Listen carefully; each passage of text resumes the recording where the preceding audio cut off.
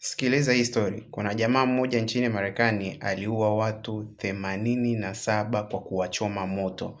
Tena ilikuwa ni accidentally, sio makusudi. Sikiliza hii story. Kulikuwa kuna jamaa mmoja nchini Marekani alikuwa anaitwa Julio. Japokuwa yeye ni migrant kutoka Cuba. Kwa hiyo ni mtu wa Cuba, ni migrant, akawa anafanya kazi kwenye kampuni moja huko nchini Marekani. Sasa kwa bahati mbaya zaidi akawa fired, yani akafukuzwa kazi hapo kiwandani. Sasa kufukuzwa kazi pia haikuwa jambo baya sana kwake, japokuwa alikuwa na shida nyingine na girlfriend wake ambaye alikuwa anaitwa Lydia.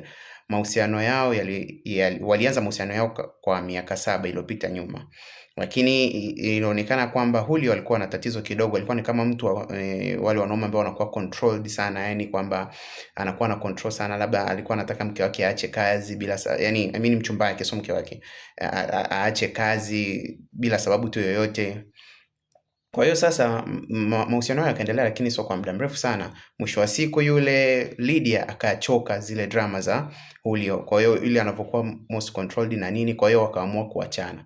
Walipoamua kuachana, mbaya zaidi sasa, hata ile apartment ambayo alikuwa anakaa, yani Julio alikuwa anapokaa na huyo mchumba wake, kumbe alikuwa anaimiliki na anailipia rent, alikuwa ni huyo mchumba wake ambaye sasa anaitwa Lydia.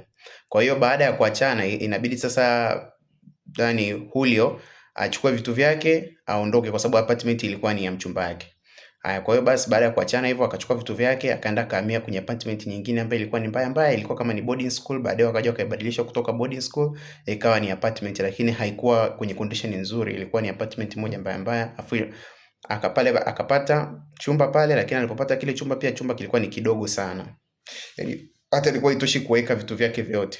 Kwa hiyo ndo akaamua kuhamia pale, kwa sababu sasa hana hela ya kukaa kwenye hizi apartment ambazo ni za gharama. Lakini kulikuwa hakuna namna, ikabidi tu ahamie pale. Sasa akawa anahamia pale, lakini sasa pia hata ile apartment bado ni ndogo na ni ya kizamani, lakini bado akawa analipa rent kubwa sana. Alikuwa analipa $70 kwa wiki. Basi maisha yake yakawa sasa magumu sana, akawa anawaza sasa nitafanyaje? Maisha yangu magumu hivyo. Kwa hiyo akafikiria afanyeje, lakini sasa akaja na idea moja.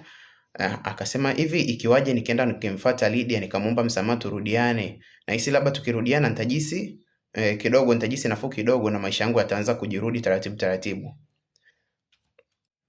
Sawa, idea yake ikafanya kazi. Sasa siku hiyo alichokosea, akaenda akanywa pombe, akawa amelewa sana. Akasema huu ndo muda mzuri wa kwenda kuongea na Lydia. Lydia alikuwa anafanya kazi kwenye baa moja hivi. Hiyo bar ilikuwa inaitwa Happyland. Sasa kipindi alikuwa anafanya kazi hapo, huyu boyfriend wake Julio alikuwa anajua kabisa girlfriend wake anafanya kazi wapi. So siku hiyo akalewa. Sasa alivolewa akaenda pale akamfuata Lydia, akamuona, akamsalimia. Alipomsalimia akamwambia, sasa mimi nimerudi kuongea na wewe, natamani mimi na wewe tufanyaje, turudiane. Lydia akawa hataki tena, kwa sababu Lydia tayari ni mtu ambaye alikuwa amesha move on na maisha yake. Kwa hiyo akamwambia, bwana, mimi sikuhitaji wala sikutaki tena, wala sitaki kukuona. Alivyojibiwa hivyo na Lydia, kwake inaonekana kwamba haikuwa na shida kabisa. Kwa hiyo yeye baada ya kujibiwa vile akaondoka zake, akaendelea kwenda kuongea na marafiki zake na watu ambao wanawajua kule bar, akaendelea kunywa zaidi. Sasa alipokuwa anaendelea kunywa zaidi, akamfuata tena Lydia sehemu anapofanyia kazi. Alikuwa ni coat checker, ni wale watu wa kuhakikisha tiketi na vitu kama hivyo. Sasa kwa mara ya pili alivorudi tena kuongea na Lydia, kumbuka alikuwa ameendelea kulewa, kwa hiyo akaraja tena kwa Lydia akiwa amelewa sana. Wakaanza tena kuongea. Akamwambia, bwana, mimi najua una boyfriend, lakini mimi sitaki kujua, mimi na wewe mpaka kifo. Sasa kumbuka ile ni ex wake, maneno anamwambia akawa anamkasirisha na ni Lydia. Lydia akashikwa na hasira, wakaanza kugombana yeye na Julio.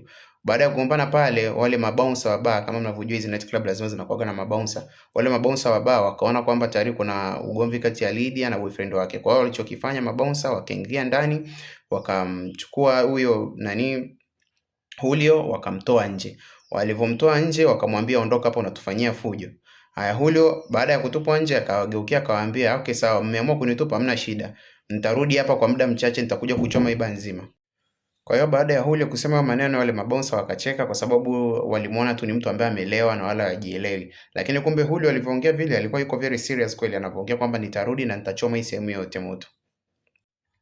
Kwa hiyo Julio aliondoka huko akiwa na yumba, maana alikuwa amelewa sana. Akaondoka. Alivyoondoka akasema hawa nijui. Kwa hiyo alivyoondoka pale akaenda akachukua kitu kama kidumu hivi, akaenda kwenye petrol station ambayo ilikuwa karibu hapo, akaenda akanunua mafuta ya kama 3,000, maana kama $1 za Kimarekani. Kwa hiyo akaenda akachukua mafuta. Baada ya kuchukua ile mafuta akarudi sasa kwenye ile bar. Alivyorudi kwenye ile bar, kwa sababu ile bar ilikuwa ni usiku sana, kwa hiyo kila mtu alikuwa yuko ndani, hata wale mabonso walikuwa ndani.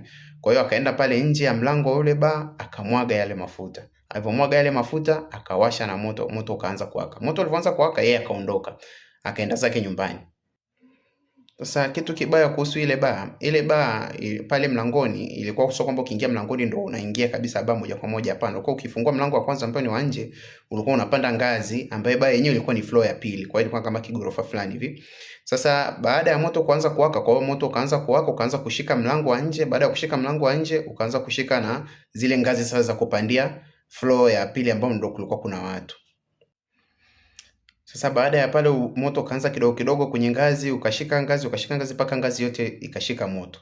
Baada ya ngazi yote kushika moto, sasa watu ndo wakaanza kunotice kwamba kuna kitu ambacho hakiko sawa. Maana watu wakaanza kukoa ndani, wakaona moshi unakuwa mkubwa, wakaanza kujiuliza shida ni nini. Baadaye sasa mpaka hata DJ mwenyewe akaona moto unawaka. Sasa baada ya DJ kuona moto unawaka, akastopisha muziki, akaanza kupiga kelele kuambia watu wafanyaje, waondoke kwenye lile eneo. Sasa kumbuka mlango wake ni mmoja tu wa kutoka nje, lakini pia kulikuwa kuna mlango mwingine wa kutokea. Lakini sasa shida, ule mlango ulifungwa na mwenye ile nyumba, yani mmiliki wa ile nyumba alifunga mlango wa nyuma, na mmiliki wa ile pia alisisitiza ule mlango wa nyuma ufungwe, kwa sababu watu wengi walikuwa wanapitia mlango wa nyuma, hawapiti mlango wa mbele. Kwa hiyo walikuwa wanashindwa kulipia, yani wakipita mlango wa nyuma ni kama mtu anaibia tu, ataingia bila kulipia $5. Maana ile ilikuwa mtu lazima ukiingia ulipie $5. Kwa ule mlango ulifungwa kabisa kwa nje kwa kufuli. Kwa hiyo mlango ulikuwa unatumika ni mmoja tu wa mbele, na huo mlango wa mbele sasa hivi ndio moto unawakia hapo. Kwa hiyo kama ilivyo kawaida, na ile siku ile ilikuwa ina watu wengi, ilikuwa ina watu zaidi ya 100. Kwa hiyo kama kawaida, moto ukitokea watu wakaanza kusukumana, kila mtu anataka atoke nje kwa wakati wake kujiokoa maisha yake. Sasa pale kuna watu wengine walidondoka chini, na watu ambao walidondoka chini hapo walianza kuungua. Hasa na waliofanikiwa kutoka nje walikuwa ni wachache sana, kwa sababu kumbuka ile ngazi ambayo ndio ya kutokea na ndio mlango wa kutokea tu lobaki, ndio moto ulianzia hapo. Kwa hiyo zile ngazi na zilikuwa za ambao ziliungua zote zikaisha. Kwa hiyo kulikuwa hakuna njia ya kutoka. Waliofanikiwa kutoka akiwemo ni mmoja wapo, Lydia alifanikiwa kutoka kwa sababu alikuwa anafanya kazi reception. Kwa hiyo reception ilikuwa ni huku chini. Kwa hiyo yeye alifanikiwa kutoka mapema moto tu ulipoanza. Kwa hiyo kwenye watu 100 walifanikiwa kutoka watu 6 tu.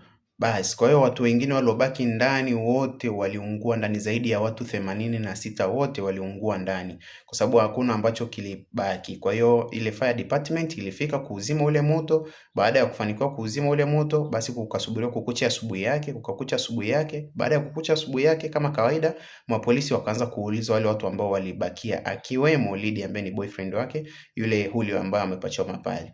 Hasa mapolisi walianza kuuliza, jamani, kuna mtu yoyote ambaye labda anafahamu chochote tunaweza tukatrace tujue moto ulianzishwa na nini?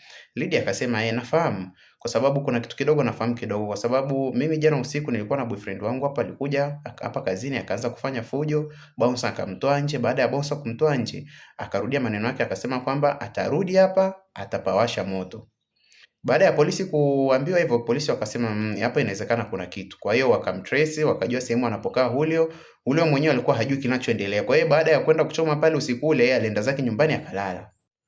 Kwa hiyo Julio yeye hakujua hata kwamba ameshaua watu zaidi ya watu 86. Yeye hakujua hilo. Kwa hiyo yeye aliwasha tu moto akaondoka. Kwa hiyo aliondoka moto ukiwa mdogo, hakujua janga ambalo ameshalifanya. Kwa hiyo polisi wakaja wakaingia ndani kwake. Baada ya kuingia ndani kwake wakamkuta, wakamchukua. Baada ya kumkamata, maana walivyoingia tu ndani kwake wakaanza kusikia harufu ya petroli, maana yeye kumbuka alikuwa ameelewa. Kwa hiyo baada ya kufanya ile tukio, kwa hiyo alibaki vile vile, hajajifanya chochote. Kwa hiyo baada ya kumkamata, kesi kaenda mahakamani, kubali kweli alifanya lile kosa. Baada ya kujulikana kwamba amefanya lile kosa, basi akajulikana ni mtu ambaye ana makosa, wakampeleka magerezani na akahukumiwa kifungo cha maisha, yani alifungwa maisha. Na kwa sababu ilikuwa ni miaka hiyo, mwaka 1990 ndio lilikuwa tukio la kwanza Marekani la mtu kuua zaidi ya watu 86. Asanteni.